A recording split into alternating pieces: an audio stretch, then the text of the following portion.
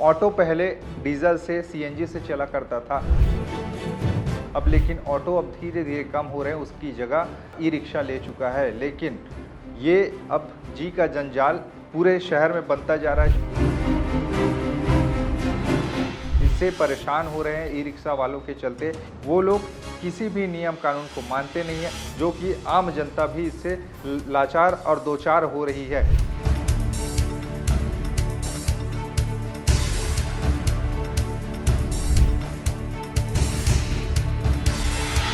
देश और दुनिया में विकास कार्य तेजी से चल रहे हैं और उसमें एक सबसे अहम भूमिका जिसको लेकर कहते हैं कि एक माल का आवागमन सुखद वाहनों से हो जाए।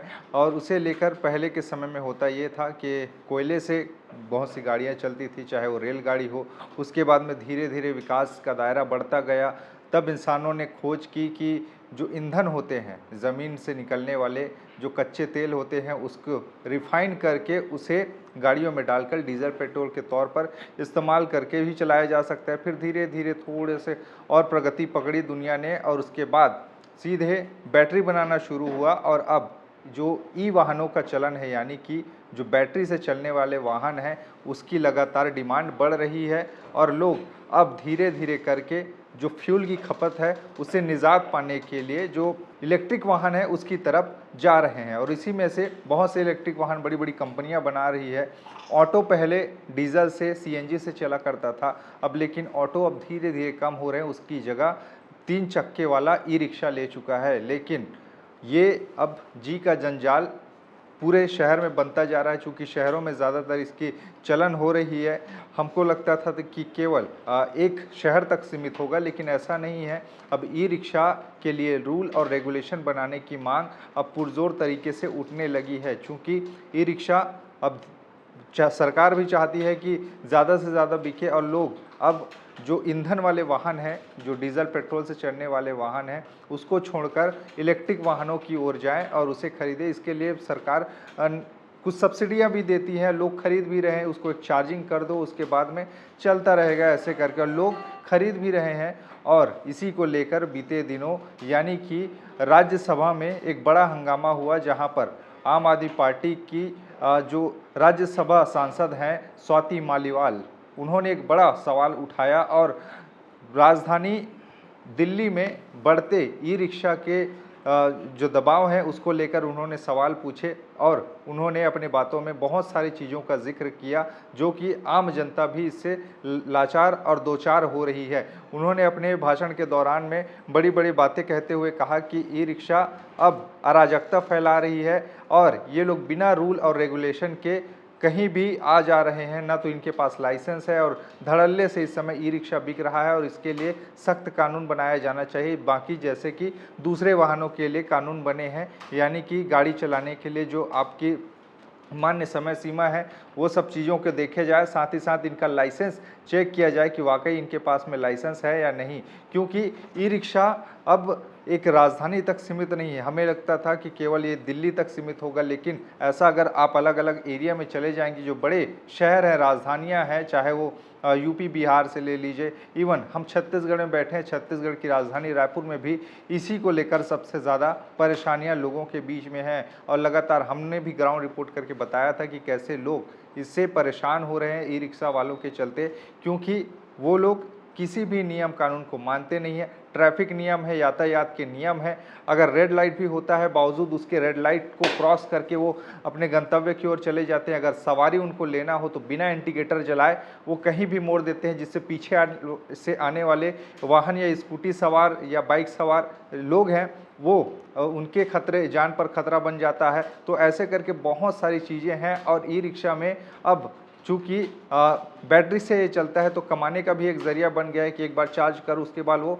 कई घंटे तक वो चलता रहेगा और लोग भी और खचाखच सवारियाँ उस पर बिठा रहे हैं। यानी कि क्षमता से ज़्यादा, कैपेसिटी जितनी नहीं है उससे कहीं ज़्यादा ई रिक्शा पर लोगों को लाद लाद कर, सवारियों को लाद लाद कर ले जा रहे हैं। ना ही इसके लिए कोई सख्त कानून है, न ही प्रशासन, यातायात प्रशासन इसके लिए सख्ती दिखा रही है, न सरकार इसके लिए सख्ती दिखा रही है कि इनके लिए भी कुछ नियम कायदे बनाए जाए, जैसा कि दूसरे वाहनों के लिए उनके परिचालन के लिए बनाया जा रहा है। चूँकि राजधानी में, शहरों में बहुत ज़्यादा अब ई रिक्शा का दबाव होता जा रहा है और लोग भी इसको लेकर खुल के नाराज़गी जता रहे हैं। चूँकि ई रिक्शा चलाने वाले लोग बहुत से ऐसे हैं जो दारू पी के चलाते हैं, नशा करके चलाते हैं, जिसके चलते कई बार हादसे होने की संभावना रहती है और कई बार इनकी गलती होने के बाद इनको अगर डांटा भी जाए तो उल्टा मारपीट करने की स्थिति आ जाती है, मारपीट करने लगते हैं। ऐसे भी कई ई रिक्शा चालक हैं जिसके चलते ऐसा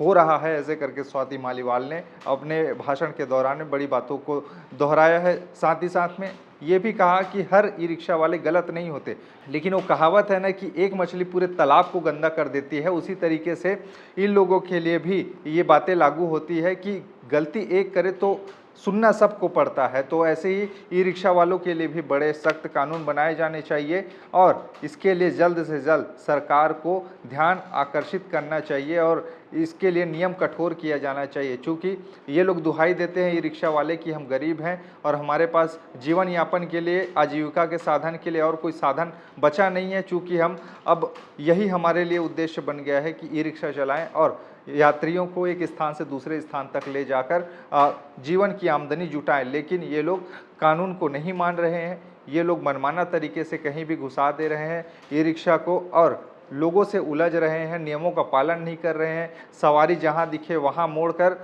यातायात की अनदेखी कर रहे हैं, कहीं भी पार्किंग कर दे रहे हैं। ये सबसे बड़ी एक संकट बनकर उभर रहा है जो कि पूरे देश के शहरों में अब धीरे धीरे करके ई रिक्शा वालों का आतंक बढ़ता जा रहा है। और इसके लेकर सबसे बड़ा सवाल यही है कि जो प्रशासन है, शासन है, इसके लिए कब आखिरकार नियम कानून बनाएंगे, कब नियम सख्त करेंगे। दूसरों के लिए नियम सख्त है तो इनके लिए भी सख्ती से नियम बनाए जाने चाहिए, ऐसे करके इनकी मांग है। स्वाति मालीवाल ने आगे क्या कुछ कहा है, इस पूरे वीडियो को सुनिए और अपनी राय नीचे कमेंट में ज़रूर बताइएगा, क्योंकि मामला थोड़ा सा अलग है। जो शहर में रहते हैं, खासकर रायपुर जैसे शहर में या बड़े सिटी में जहाँ पर ई रिक्शा चल रहा है, दबाव ज़्यादा है यातायात के ऐसे वाहनों का, तो वो लोग भली भांति परिचित होंगे कि आखिरकार इसकी समस्या क्या है। सुनिए क्या कुछ कहा है स्वाति मालीवाल ने अब राज्यसभा में बातचीत करते हुए अपने भाषण के दौरान में, और अपनी राय नीचे कमेंट में बताइएगा। सर, पहले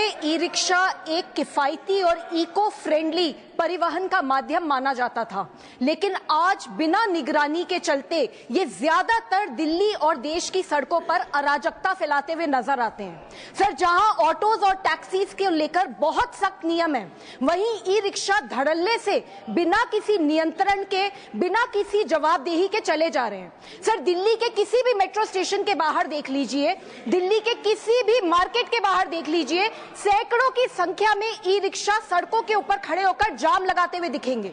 सर, हम ये नहीं कह रहे कि सारे के सारे ई रिक्शा चालक गलत हैं, पर सच ये है कि बहुत ओवरलोडिंग होती है। एक एक ई रिक्शा में जहां 3 से 4 लोग बैठ सकते हैं, वहां 8 से 10 लोग बिठा दिए जाते हैं। सर, ये ई रिक्शा के स्ट्रक्चर्स ऐसे होते हैं कि अगर हल्का सा बैलेंस बिगड़ा नहीं, पूरी की पूरी गाड़ी पलट जाती है। सर, ये भी देखने को आता है कि बहुत सारे ई रिक्शा ड्राइवर्स, उनके पास ना तो कोई लाइसेंस है, ना ही किसी प्रकार का कोई ट्रेनिंग, रॉन्ग साइड पे चलाते हैं, ओवर स्पीडिंग करते हैं, रेड लाइट तोड़ते हैं, ये सब आम होता जा रहा है। सर, राज्य सरकारों के पास कोई आंकड़े भी नहीं है। दिल्ली में ही बताया जाता है कि 2.5 लाख से ज्यादा ई रिक्शा सड़कों पे चल रहे हैं, पर कितनों के पास रजिस्ट्रेशन है, कितनों के पास लाइसेंस है, सर किसी को नहीं पता। सर, 1 महीने पहले एक 10 साल की बच्ची की दिल्ली में मौत हुई क्योंकि एक तेज रफ्तार ई रिक्शा आकर उसे टकरा गई। सर, अभी कुछ समय पहले एक 7 साल के बच्चे की भी दिल्ली में मौत हुई क्योंकि एक ई रिक्शा के अवैध चार्जिंग पॉइंट से उसको करंट लग गया। सर, इस तरीके के इंसिडेंट्स बढ़ते चले जा रहे हैं। राज्य सरकारों को चाहिए कि सबसे पहले ई रिक्शा की संख्या को सीमित करें। ई रिक्शा के वाहन और चालक दोनों का लाइसेंसिंग होना चाहिए, रूट निर्धारित होने चाहिए, स्टैंड निर्धारित होने चाहिए। जितने अवैध चार्जिंग पॉइंट्स चल रहे हैं ई रिक्शा के, सबको बैन करना चाहिए, बंद करना चाहिए। और सबसे जरूरी बात, अगर कोई नियम तोड़े तो उसके ऊपर सख्त से सख्त कार्यवाही होनी चाहिए। सर, केंद्र सरकार को चाहिए कि राज्य सरकारों की इस इशू पे जवाबदेही तय हो। सर, हमें सुविधा चाहिए लेकिन सिस्टम के साथ, हमें रफ्तार भी चाहिए लेकिन जिम्मेदारी के साथ, और सबसे बड़ी बात सर, हमें प्रगति चाहिए लेकिन किसी की जिंदगी की कीमत पे नहीं। जय हिंद।